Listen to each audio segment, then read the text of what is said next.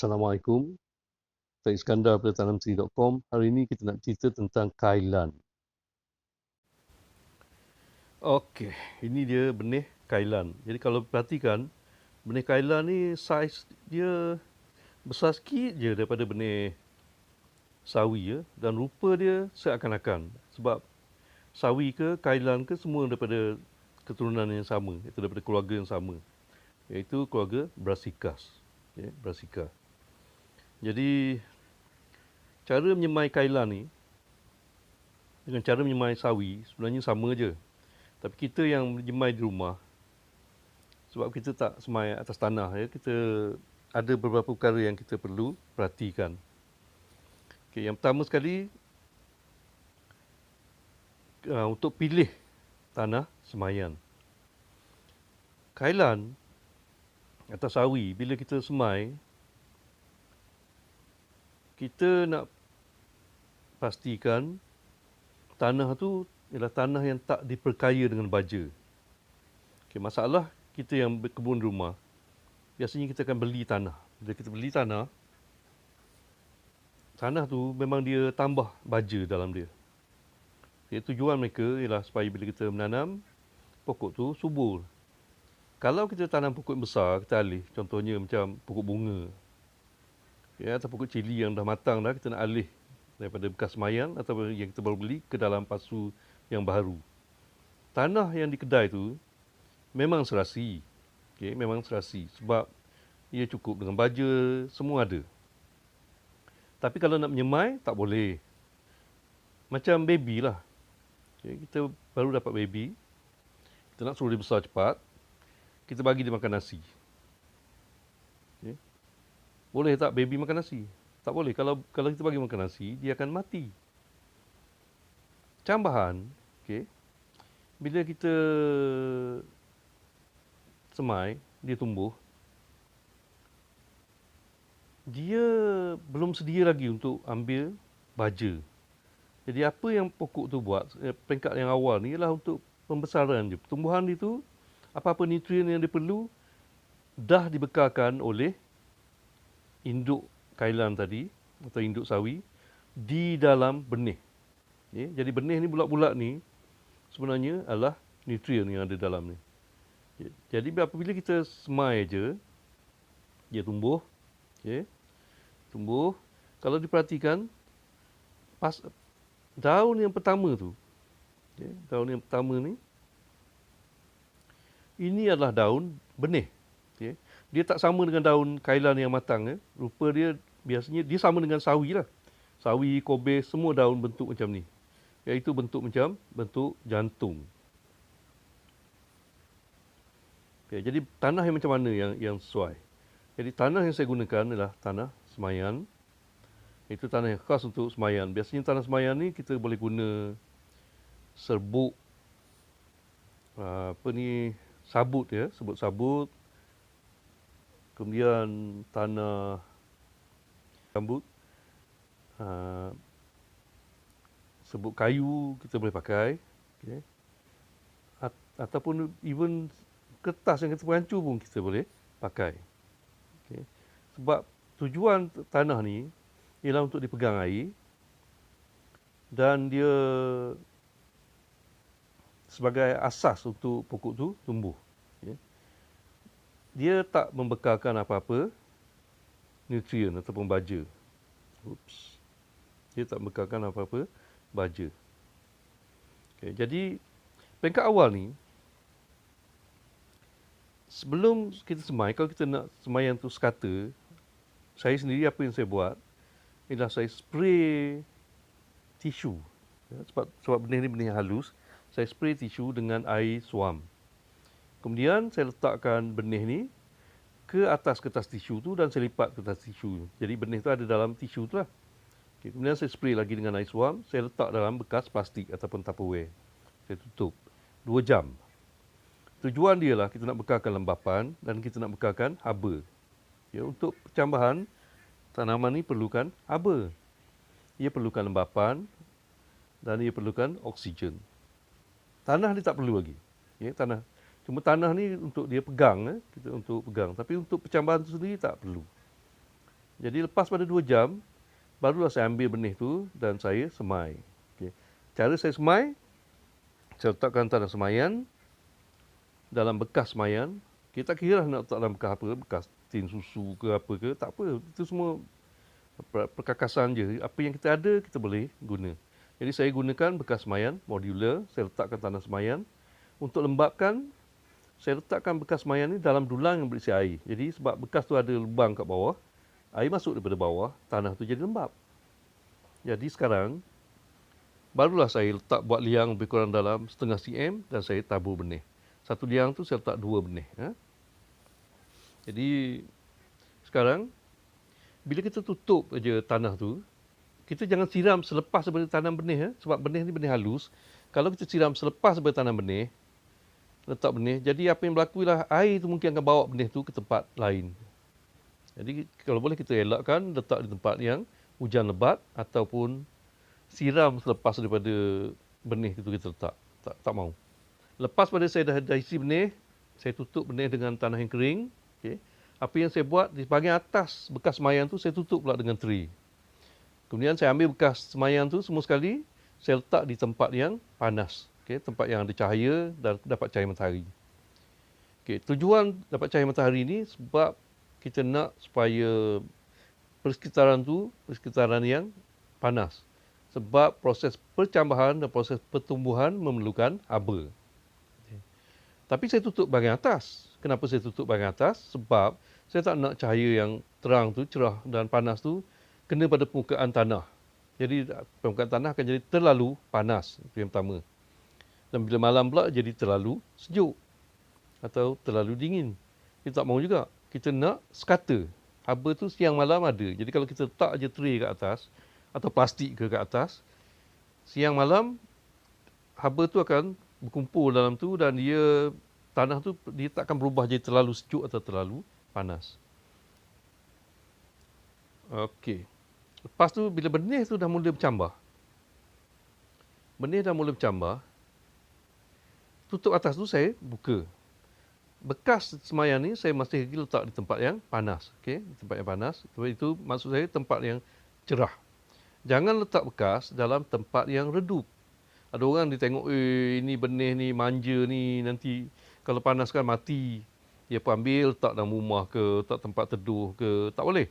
Sebab daun yang sepasang yang keluar yang pertama ni, dia daun yang berlatih, dia belum buat fotosintesis lagi. Sebab tu saya kata tak perlu baja lagi. Daun ni cuma dia latih untuk cari cahaya. Okay. Jadi kalau kita letak tempat yang redup, pokok ni dia akan tumbuh lonjong, panjang. Okay. Panjang sebab dia nak cari cahaya. Okay. Kita tak mahu. Yang kita nak macam ni. Macam ni. Okay, saya edit dulu ya. Dari guna ni.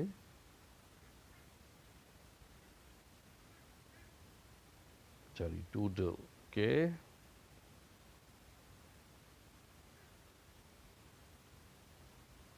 Okey, saya nak macam ni.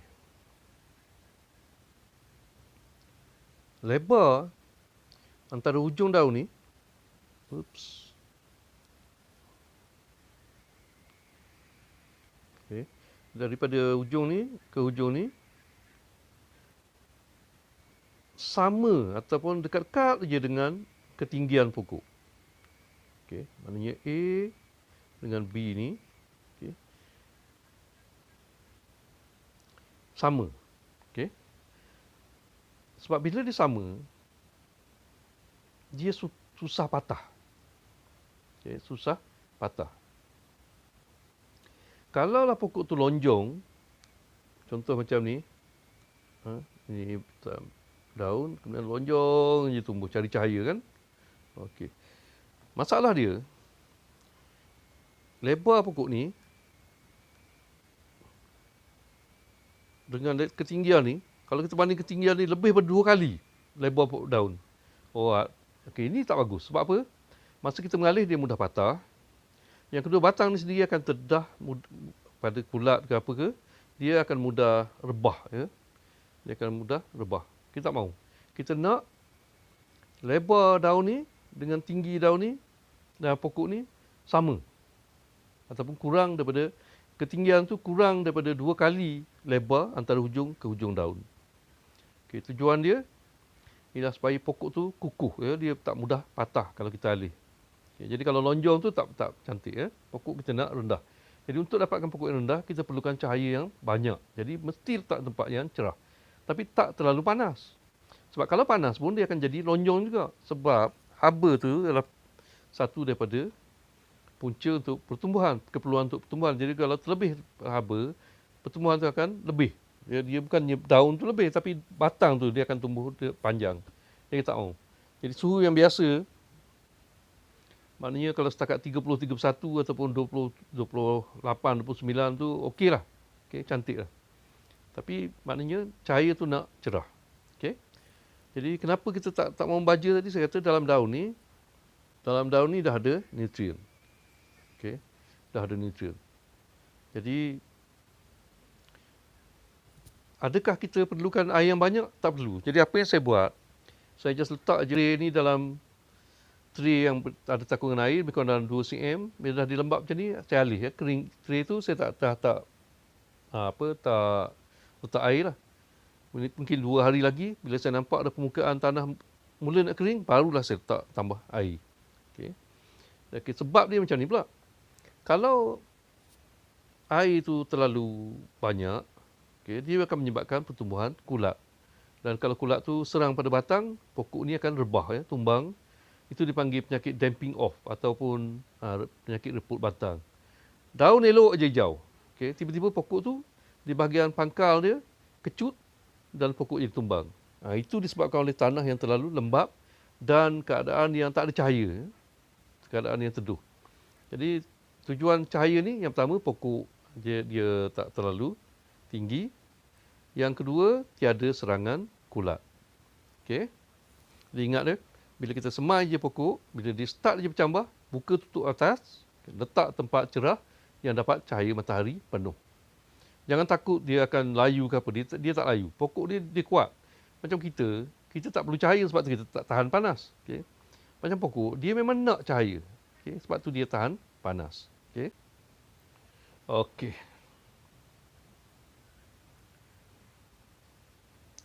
Daun yang tumbuh, yang ketiga ataupun keempat dan seterusnya, itu ialah daun sebenar. Okay, daun sebenar ni dia menyerupai tumbuhan yang asal, menyerupai induk. Jadi kalau ini macam daun kailan yang besar, rupa macam yang inilah. Okay, rupa macam induk dia ni. Okay, ini yang saya bulatkan ni, inilah daun sebenar, ya. Bila tumbuh je daun sebenar, pokok ni dah mula fotosintesis. Bila mula fotosintesis, dia mula memerlukan baja ataupun nutrien. Jadi apa yang kita perlu buat ni sekarang ialah kita boleh alih anak pokok ni. Okay. Kita boleh alih anak pokok ni ke dalam pasu yang lebih besar. Okay. Jadi biasanya lebih kurang dalam 1 minggu selepas pada bercambah, okay, kita dah boleh mula alih. Jadi sekarang tanah untuk yang kita alih tu, tanah itu kita nak ada baja. Jadi biasa apa yang saya buat ialah saya letakkan satu bahagian tanah kompos dan satu bahagian lagi ialah baja kompos. Jadi baja tu daripada kandang ataupun mana-mana je. Jadi saya gunakan tanah daripada sisa kebun yang saya letak setempat, dia dah hancur, saya boleh guna. Jadi kalau tak ada yang tu, kawan-kawan boleh gunakan baja organik. Okay, baja organik ni biasanya dijual sebagai bintil macam baja kopi atau tinja ayam atau tinja kambing, tu semua baja organik, boleh pakai. Okay. Kalau nak tanam secara kimia pun boleh. Kalau secara kimia, masa ni kita letak baja urea. Biasanya dia dalam bentuk garam. Kalau guna baja urea, jangan letak dalam bentuk bintik macam tu. Larutkan dalam air dulu. Tapi biasa saya tak recommend lah sebab risiko untuk pokok tu rosak tinggi, ya. Jadi kalau baja organik, seminggu, maknanya lepas pada kita semai je pokok ni, kita sediakan tempat untuk alih. Tempat untuk alih ni, letakkan tanah, itu topsoil, okay, atau tanah kompos pun boleh. Kemudian gaulkan dengan baja organik. Contohnya pellet tinja ayam tu boleh lah. Okey. Biasanya apa yang saya buat, kalau saya letakkan 6 inci tanah, saya letakkan 2 inci baja tinja ayam. Kemudian saya gaulkan, siram dan biarkan seminggu. Biarkan seminggu ya. Okey, kemudian kita ambil je anak pokok ni sebelah petang ya. Buat masa mengalih tu ialah sebelah petang. Okey, jangan alih sebelah pagi. Sebab dia kalau kita alih sebelah pagi, pokok akar dia tu masih lagi dah sentuh ya. Bila tersentuh, dia tak settle lagi. Tiba-tiba tengah hari dia kena panas, dia hilang air. Kemudian dia nak serap balik air untuk ganti tak boleh sebab akar dia belum settle. Kemudian pokok tu akan jadi stres. Jadi apa yang saya buat, alih sebelah petang. So bila alih sebelah petang, malam tu dia tak kena cahaya kan. Jadi akar dia boleh settle. Pagi esok akar dia dah settle. Dia kena cahaya, dia dah boleh serap air yang baru. Jadi pokok tu layu lah memula tapi dia masih boleh bertahan. Ya. Dia tak sampai ke tahap dipanggil titik layu. Titik layu adalah titik di mana kalau pokok tu terlalu kering, layu, dia akan mati. Tapi biasanya kalau kita semai sebelah petang, alih sebelah petang, esoknya tu dia tak sampai titik layu. Jadi tapi biasanya 4 hari selepas pada kita alih, pokok akan layu lah sebelah tengah masa tengah hari. Okay, yang penting pagi. Kalau pagi tu kita nampak segar je, kita tak perlu risau. Tak perlu risau. Tapi kalau pagi pun dah layu, itu masalah tu. Maknanya pokok tu biasanya tak akan survive. Ya. Okay, bila dah settle dah 4 hari, pokok dah segar sebelah pagi dan tengah hari pun dia dah tak layu, insya-Allah dia akan membesar dengan lebih cepat dan biasanya 3 minggu lepas pada tu kita dah boleh tuai daun ya. Kita dah boleh tuai daun.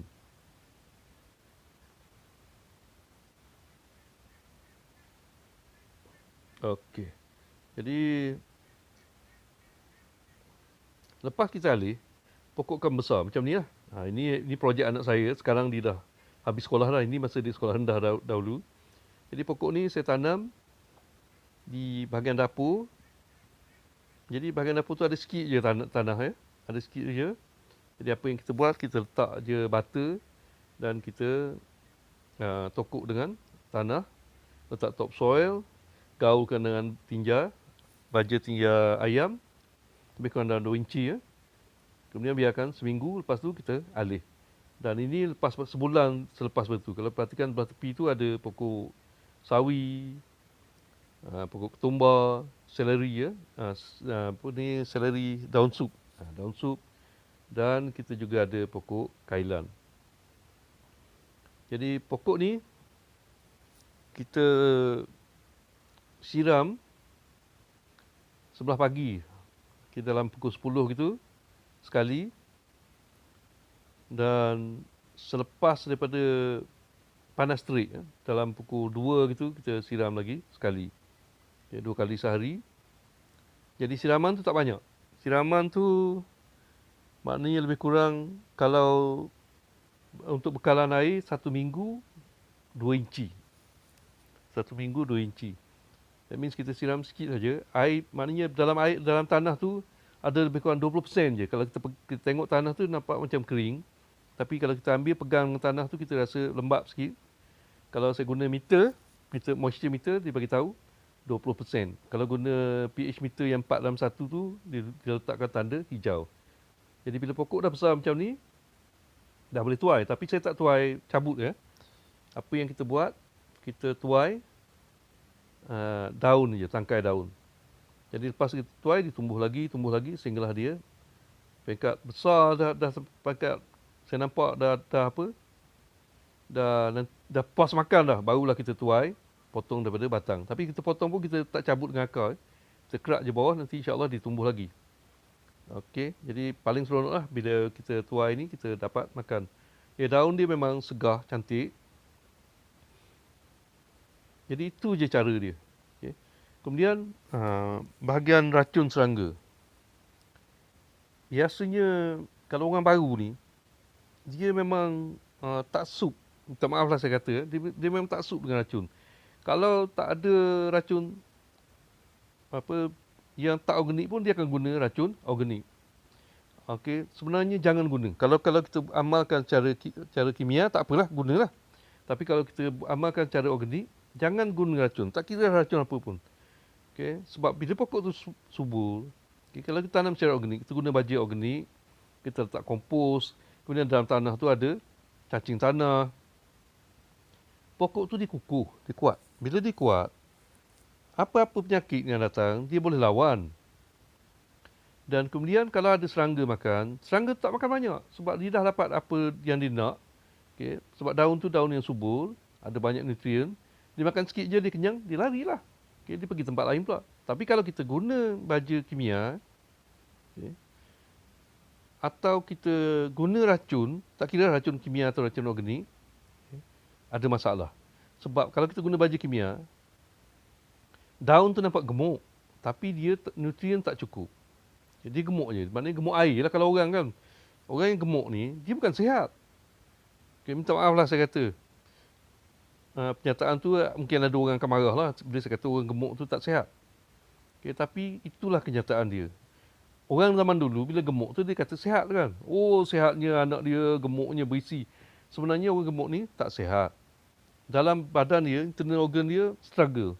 Pokok pun sama. Kalau pokok tu gemuk dia tak sihat. Bila dia tak sihat, tak cukup nutrien, serangga tak makan, dia tak cukup. Benda dia nak tak cukup, jadi dia makan lebih lagi. Okay, sebab itulah kalau kita guna baja kimia, serangga kalau dia makan habis. Memang teruk serangan. Itu maknanya something is wrong. Sayur kita tu bukan sayur yang sihat. Kalau sayur yang sihat dia makan paling banyak pun 20% je. Dia kenyang, dia lari, dia kahwin kat lain. Okay? Tapi tempat kita dah tak kacau. Okay, jadi guna baja organik, jangan guna racun. Okay, kalau kita sembuh racun, masalah dia pokok tu dah terganggu, sistemik. Racun tu dia akan masuk ke dalam pokok, walaupun kita nampak macam bagus, sebenarnya tak bagus. Sebab bila pokok kita lemah, okay, macam kita lah, bila badan kita lemah, kita akan mudah kena sakit. Kalau kita sembuh racun pada pokok, pokok tu lemah, dia akan kena serangan kulat, dia akan kena serangan virus, kalau pokok ni apa, dan dia juga akan panggil pokok, serangga perosak. Biasanya lepas pada kita guna racun, serangga yang kita nak mati tu matilah. Tapi lepas pada tu akan datang benda aphid, okay? Akan datang serangga yang putih, lalat putih akan datang, macam-macam benda akan mula menyerang. Itu tanda pokok kita pokok yang tak sihat. Okay, jadi untuk nak tahu macam mana nak pokok yang sihat, untuk tahu kaedah organik yang sebenarnya, saya harap kawan-kawan pesan ataupun baca e-book Menanam Secara Organik di Rumah. Itu the best buku yang ada lah dalam pasaran. The best tu sebab saya tulis lah. Sebab saya tulis tu macam ni. Sebab saya tengok tak ada dalam pasaran. Okay, buku yang betul-betul dapat membantu. Jadi saya tulis lah apa yang saya rasa kurang tu. Sebab tu buku tu panjang sikit lah sampai 400 muka surat kan. Tapi buku tu saya letak semua. Jadi kawan-kawan boleh baca dan insya-Allah kita akan hasilkan tanaman yang subur. Jadi itu dia. Hari ini kita bercerita tentang menyemai kailan. Jadi kaedah tu juga kawan-kawan boleh applykan pada sawi sebab dia satu keluarga. Jadi insya-Allah besok ke bila ada masa saya akan cerita tentang cara menyemai sawi pula. Okey. Jadi terima kasih kerana menonton video ini. Okay, dapatkan benih kailan daripada kami dan dapatkan e-book Menanam Secara Organik di Rumah. Dan sekarang pun saya ada tulis e-book tentang cara menyemai. InsyaAllah bila siap nanti saya advertise. Sebenarnya saya dah advertise baru ni dah tunjukkan tapi itu saya belum tulis lagi. Itu baru idea nak tulis. Okay. Terima kasih kerana menonton video ini.